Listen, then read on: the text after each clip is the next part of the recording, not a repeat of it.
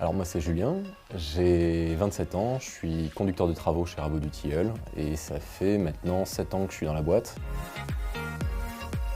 Alors, je suis rentré donc, en alternance chez Rabot du Tilleul comme assistant conducteur de travaux. Donc j'ai été embauché en CDI, ensuite conducteur de travaux. Puis j'ai évolué en tant que conducteur confirmé. Et maintenant je me dirige vers un poste de principal, si tout se passe bien. J'ai fait quelques entretiens d'embauche, j'en ai fait 4 ou 5.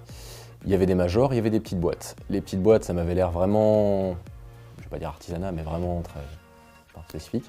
Les grandes boîtes, ça m'avait l'air d'être perdu dans la masse. Et Rabot du Tilleul, dès que j'ai fait l'entretien, je me sentais limite comme chez moi.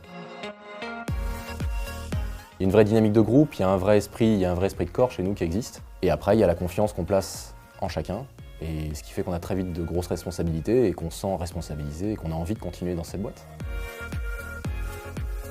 C'est quelqu'un qui va s'assurer qu'un projet soit livré en temps et en heure, avec le respect d'un délai, d'un coût, et surtout de la qualité que le client attend quand il nous confie un projet. Ça va être gérer l'aspect technique avec les sous-traitants, ça va être gérer le planning, ça va être coordonner tout le monde pour éviter que chacun se marche dessus et travaille correctement aux tâches qui lui sont attribuées.